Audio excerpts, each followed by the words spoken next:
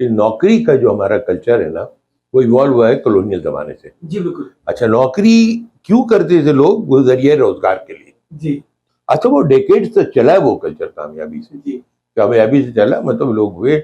मैं भी, मुझे याद है सिविल सर्विस अकेडमी में हमारे जो फेडरल सेक्रेटरी साहब आए थे, हमको मशवरा दे रहे थे करियर का कि जी देखें आप लोग ना, बस ये सिस्टम चल रहा है, बेहतरीन है, इसको आप बस मैनेज करते रहें, टिंकर नहीं करें, इंशाल्लाह फेडरल सेक्रेटरी रिटायर हो जाएंगे। And it was very true. भाई उसमें पूरी तरबियत ही है सरकारी नौकरी में कि आप चेंज नहीं करें कुछ, वो भी अंग्रेजों का वो कर से जो अंग्रेज दे के गया है। मैं तारीफ करता हूँ, ये वो निजाम दे के गया है कि जिसमें change resistance is at its peak.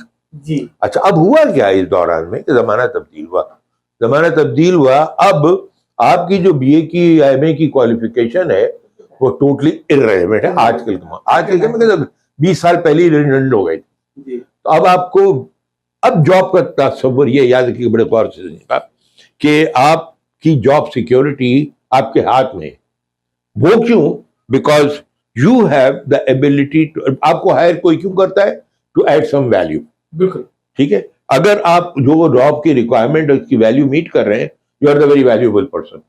जिस दिन आप रिलेवेंट नहीं रहे, उस दिन आपके इदारे को आपकी जरूरत नहीं, वहां से फिर फिलैंथ्रोपी की एक्सपेक्टेशन होती है। शायद ये वो खौफ नहीं कि लोग आज भी प्राइवेट सेक्टर ज्यादा तरजीह देते हैं कि उनको गवर्नमेंट जॉब मिल जाए, क्योंकि प्राइवेट सेक्टर तो है नहीं कि एक आदमी अगर काम का है तो इन्हीं किसी को रोकेगा। नहीं, बिल्कुल होता है। कराची में तो बहुत हुआ है। कराची में आपको बताऊं, मैं जैसे 60s में जब ये कोटा सिस्टम और तबाह कर दिया इन्होंने इस पाकिस्तान की जाने के बाद, और लड़कों को यहाँ अच्छे लड़कों को जॉब नहीं मिलती, जबकि रूरल एरिया के लोगों को मिलने लगी बहुत सारी जॉब्स। ये वो अलग बहस, मैं नहीं जाता उसमें, लेकिन उसका नतीजा ये हुआ कि लोग फ्रस्ट्रेट, उनका सरकारी नौकरी क्यों करेंगे, हम कॉर्पोरेट में जाते हैं। और कॉर्पोरेट में बैंक्स थे, फाइनेंशियल सेक्टर था, ये था वो था, बहुत सी जगह पे गए लोग, कामयाब हुए। और उसमें भी मेरी जो ऑब्जर्वेशन थी, आपको मैंने पहले भी कही थी कि आदमी की कामयाबी उसकी अपनी सलाहियत से होती है। आप एवरेज सलाहियत के साथ सर्वाइव शायद कर जाते पुराने सिस्टम में, अब नहीं कर सकते, इसलिए कि अभी कंपेटिटिव दौर है। मैं वो, मेरे साथ में जो 10 साल बाद का क्वालिफाइड आया लड़का, वो कुछ और पढ़ के आया है, उसकी कैपेबिलिटी कुछ और, उसकी कंप्यूटर लिटरेसी कुछ और है, उसकी ability to do thing different है। मुझे अगर सर्वाइव करें, याद रखिए, नौकरी पक्की कराने का सिर्फ एक तरीका है, वो ये कि कीप योर सेल्फ वैल्यूएबल। और उसके लिए आपको एक चीज है, कंटिन्यूअस लर्निंग। वो जमाना खत्म हो गया, हाँ तालीम मुकम्मल हो गई, तालीम मुकम्मल कोई चीज नहीं होती। मुकम्मल का मतलब है कि आज आपने कंप्लीट कर लिया, नहीं कुछ कंप्लीट होता है। मुकम्मल तो सिर्फ दीन ही हुआ था, तालीम तो हाँ, दीन का कहा कि आपके लिए मुकम्मल कर दिया आज के दिन आप। लेकिन ये तालीम जो है ज्यादा, तालीम से मुराद क्या है? अपनी उस सलाहियत को मुस्तकिल इजाफा करते रहना जो कंपनी के काम आएगी। जी। अच्छा, हम एक चीज मैं पढ़ाता हूँ अपने लेक्चर में भी, लीडरशिप के प्रोग्राम में भी, कि जिस दिन हमने अपने आप को एसेट समझना शुरू कर दिया कंपनी का, उस दिन हम अपने आप को एक मुश्किल में डाल रहे हैं। बिकॉज हम एक प्रोडक्ट है कंपनी के लिए। Tasneem Farooqui, Zafar Usmani, by name, by degree, by qualification, may be anything, लेकिन मुझे जो काम कराना है वो सलाहियत है कि नहीं है इनमें? अच्छा, अगर वो नहीं है तो यू आर अ प्रोडक्ट। हम क्या है? हम एक प्रोडक्ट है। जैसे बाजार में आप जाते हैं दुकान में खरीदने के लिए कुछ, आपके काम की चीज होती है तो आप लेते हैं, नहीं होती तो नहीं लेते। आज आप बाजार में जाएं, आपको बेहतरीन रेमिंगटन का टाइपराइटर मिल रहा होगा, आप हाथ नहीं लगाएंगे उसको। आपको बेहतरीन कोडक के कैमरे मिलेंगे, जबरदस्त तस्वीरें खींचने वाले, रील वाले, दे रिडंडेंट। तो as soon as you become redundant, तो आप, अगर कोई बहुत हमदर्द एम्प्लॉयर है, 2-4 साल शायद आपको सर पे हाथ रखते फिर साइड लाइन करेंगे, उसको तो कारोबार चलाना है। आपने कहा कि एम्प्लॉइज एसेट्स होते हैं, समझते हैं अपने आप को, वो एसेट जब तक है जब तक वो वैल्यू एडिशन। 2 लफ्ज याद रखें। एक थोड़ा सा मैं आपको लतीफा बता दूं कि जिस जमाने में आप पाक कोच में थे उस जमाने में भी, और फिर जब मैं पाक को मीरान में गया वहाँ भी, तो हर साल जब वो प्रमोशन इंक्रीमेंट लिस्ट आती थी तो एक शाम गरीबा बड़ी मामूल हुआ करती थी, जिनको नहीं मिलता था वो फिर अपने करते थे शाम गरीबा। अच्छा, मुझे नहीं पता चला, मैं भी आता हूँ। चले, तो उसमें कभी कभार फिर मीजान में भी लोग मेरे पास आते थे कि देखिए बाद में आया 4 तनख्वाह है, हम इतना कर रहे नहीं है। तो मैं उनसे यही कहता था, देखिए आप हमारे एसेट्स हैं, और एसेट्स की खास बात ये है कि हर साल के डिप्रिशिएट होता रहता है और रिप्लेसमेंट कॉस्ट हमेशा ज्यादा होती है। ये आपने बहुत जबरदस्त बात कही, बहुत जबरदस्त। एसेट डिप्रिशिएट हो रहा है और एसेट को काम कर रखने के लिए आपको उसको मॉडर्नाइज जी और वो करना पड़ता है, रिफर्बिश और मॉडर्नाइज। जी जी जी बहुत अच्छी, बहुत प्यारी बात, I will take it with me. You know, unless you refurbish yourself जी यू आर रिडंडेंट। जी। तो ये that's a very very valuable अभी तक जो कमेंट। बात की है सीएसएस की और गवर्नमेंट एकेडमी की, एक चीज मुझे बड़ा सरप्राइज करती है, वो ये कि ये जो हमारे सिविल सर्विसेज की जो एकेडमी थी, इंडक्शन तो मेरे समझ आ गया कि वाकई क्रीम का क्रीम जाता है वहाँ पे, चाहे वो किसी भी क्लास के हो। वो ऐसी प्रोडक्ट कैसे निकालते हैं मार्केट में कि जिसे उनको औकाफ में ढाई में बैठा दी तो वो औकाफ हेल्थ का आदमी होता है, ट्रांसफर कर दे कस्टम में तो कस्टम का आदमी है, वो हर चीज को हैंडल कर लेता है, टैकल कर लेता है। वो उसके ऊपर छाप नहीं होती है कि जब आप उसको ट्रांसफर करते हैं किसी भी, मान लो एग्रीकल्चर मिनिस्ट्री से उठा के अपने रिलीज भेज दिया, वो हर जगह पे कैसे प्रोडक्टिव आता है, ये क्या राज है इसका? उसकी वजह यही को प्रोडक्टिव होता ही नहीं है।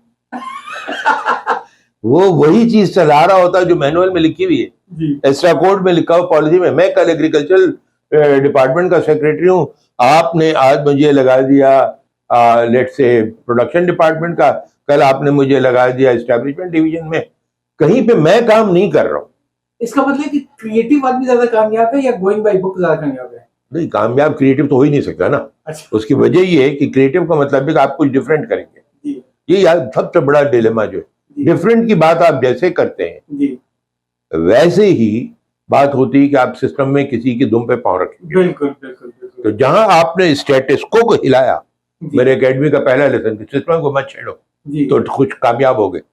तो स्टेटस को चेंज का एक चीज चल रही है, गाड़ी आप बैठे हुए ये चल रही है, स्टेयरिंग पे बैठा दिया आपको, अब आप चला रहे हैं, कल हाँ। कोई चले गए, अब्दुल्ला आ गए, अब्दुल्ला बैठ गए।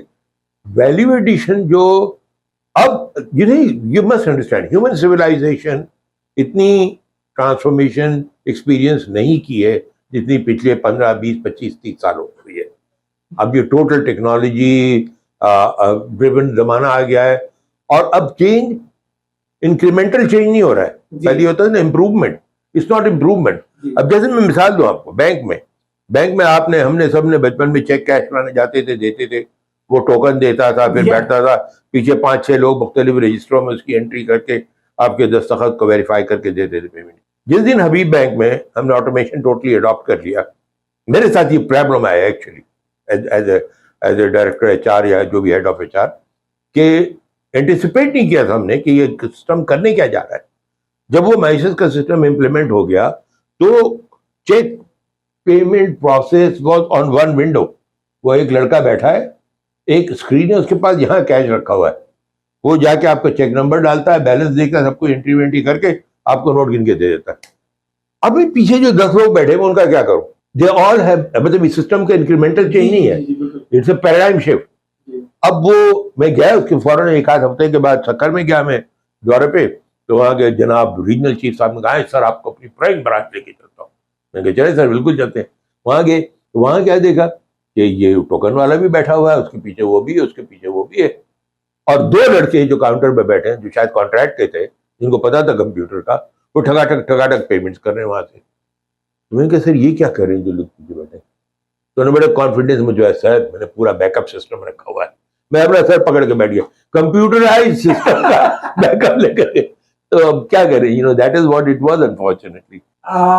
आपने चूंकि एचबीएल में काफी परिणाम किया है, एक जो एहसास होता है मुझे, मैं खुद भी बैंक का पार्ट था, आपको मालूम है, मिजाज बैंक में रहा मैं, और इसके अंदर बैंक इस्लामी में डायरेक्टर रहा हूँ मैं।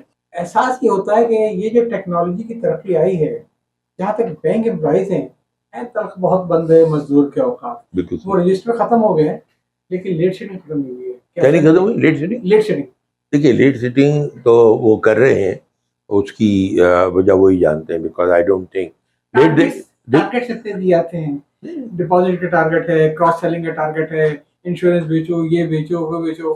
अब आप एक नजर के लिए ना, ये आपकी बिल्कुल सही एक ऑब्जर्वेशन है, from one aspect you are the bank, you are the board में रहे भी हैं आप कंपीट कर रहे हैं बैंक में, ठीक है, बैंक इस्लामी है जो भी, इसका मार्केट शेयर इस वक्त डिपॉजिट्स का लेट्स से 5% है। पिछले साल 6% था, इस साल वही लेट्स से 100 बिलियन था, पिछले साल वो 6% था मार्केट का, इस साल आपने वही 100 बिलियन कर लिया, आप कह रहे हैं 5% हो गया, तो आप खुश है कि 100 बिलियन तो हमने अचीव कर लिया। लेकिन हुआ क्या, क्योंकि मार्केट ग्रो कर गई है तो आपकी एक्चुअल शेयर कम हो गया है। Now remember you are the board, आपको सक्सेसफुल बनाना है। अगर सरवाइव करना है तो आप पिछले साल के बजट पे सरवाइव नहीं कर सकते। 3 साल बाद ये गैप और खत्म होगा, फिर आपका बैंक रिडंडेंट हो जाएगा। जी ये तो बिल्कुल आप ठीक है, तो देयरफॉर ये मार्केट्स हमेशा बहुत ही ज्यादा ऑप्टिमिस्टिक होती है। मैं बताने की कोशिश कर रहा हूं आपको कि growth is part of survival now. हाँ इसके बगैर ठीक है ना। अच्छा, अब आप ये देखें कि आपने कहा प्रेसिडेंट आप नहीं रह सकते। अब आपने प्रेसिडेंट साहब को, मैनेजमेंट को बुलाया कि भाई इस साल हमारी राय ये है कि हम नीड है कि मार्केट अगर 20% से ग्रो हो रही है तो हम भी सर्वाइव करने के लिए 20% से ग्रो करें। तो अब आप करें जी ब्रांच में जाए, रीजन्स में जाए, एरियाज में जाए, बोले कि जब आप बढ़ाएंगे इतना, तो मार्केट में एक बहुत कंपेटिटिव पीरियड हो गया। सारे बैंक वाले यही लेकर के आ रहे हैं प्रेशर बिजनेस ग्रोथ का, सर्वाइवल है, याद रखिएगा, स्टेटस को का जमाना नहीं है। तो वो प्रेशर एम्प्लॉइज पे आ रहा है। क्यों आ रहा है एम्प्लॉइज पे? Now here I can say कि मैनेजमेंट के ऊपर 2 जिम्मेदारी आती हैं। उस कंपटीशन के प्रेशर को कम करने के लिए, मैं भी बोर्ड का मेंबर हूँ कई जगहों पे, तो मुझे पता है प्रोडक्ट इनोवेशन कितनी है आपके पास। Why should customer stay with you? अभी बैंक से ज्यादा लॉयल कस्टमर्स मैंने नहीं देखे दुनिया में। उन्होंने भी छोड़ दिया अभी बैंक को, जब ऑटोमेशन दूसरी बैंकों में हो गया। उनका साहब वो पेशावर में कारखानों मार्केट में मैं गया, कस्टमर से बात की, वो कहते उस्मान साहब हम तो छोड़ रहे हैं आपका बैंक। मैंने कहा क्यों? कहता आपके बैंक में मुझे कैश करने के लिए अपनी ब्रांच में आना पड़ता है। तो ये है बैंक का लवी है, इसको मैं अपना चेक जाके पाकिस्तान के किसी कोने में दूं, वहां कैश हो जाता है।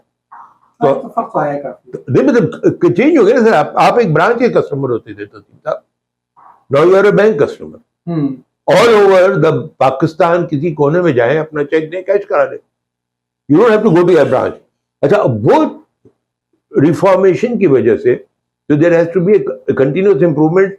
अब आपकी जरूरत है, ये नहीं कि शौक है मुझे ऑटोमेट करने का, आप नहीं करें, लेकिन आपके कस्टमर आपको छोड़ के चले जाए। ठीक है, so therefore you have to do it. और जब आप ऑटोमेशन पे जाते हैं तो ये ह्यूमन रिसोर्स का प्रॉब्लम आता है।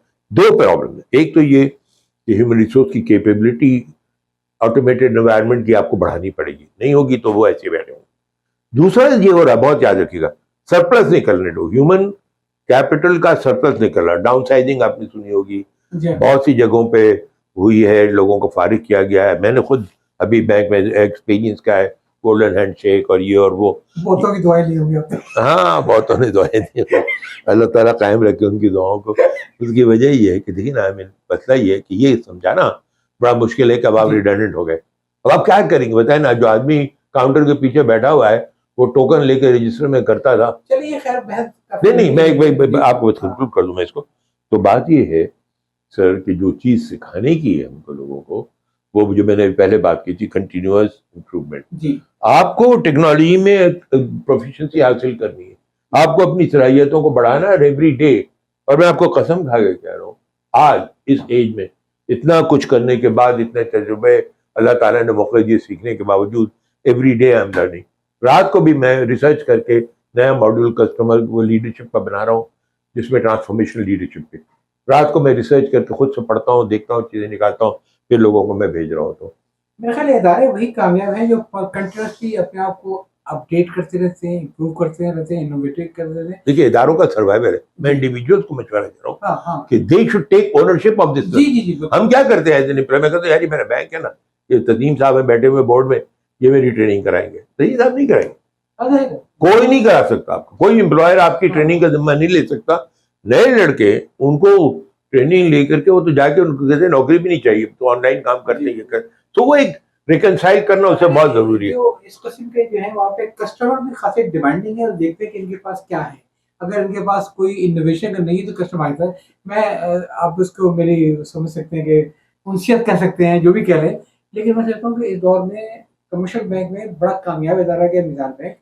बहुत कैपिटल मार्केट में बहुत, मेरा भी बहुत जी, और कैपिटल मार्केट में अलमीज़ान इन्वेस्टमेंट मैनेजमेंट ही है। दोनों की खास बात ये थी कि हर साल दो तीन नए प्रोडक्ट्स आते थे और बड़ी इनोवेशन थी, तो जिसकी वजह से एक लोगों को अट्रैक्शन बरकरार थी। नहीं बहुत। आपको एक और चीज बता दूं आपको, मैं मीज़ान से I take a lot of pride training के दौरान भी कस्टमर सर्विस इनकी अमेजिंग। आई डोंट नो क्या कमाल किया है इरफान ने, आरिफ ने, क्या सारा क्रेडिट जाता है आरिफ इस्लाम साहब को कस्टमर सर्विस पे और टेक्नोलॉजी पे, और जो बेसिस है इस्लामिक उसकी वो इरफान साहब को जाता है क्रेडिट। इसलिए कि जो कस्टमर सर्विस है, मैं हर मुख्तलिफ प्रोग्रामों में पूछता हूँ कि तुम्हारे जो इलाका है दमदमा का, तो वहाँ पे बेस्ट सर्विस किसकी है, तो इनवेरिएबली मीजान बैंक और दूसरा बैंक अलग मेरा है। भी फीडबैक है, मैं काफी लोगों में गया हूं। तो दैट्स हालांकि अब ये मीजान बैंक से रिटायर हुए, 2014 में रिटायर हो चुका था मैं, लेकिन मैं आज भी सोचता हूँ कि कस्टमर सर्विस का बेस बहुत अच्छा है।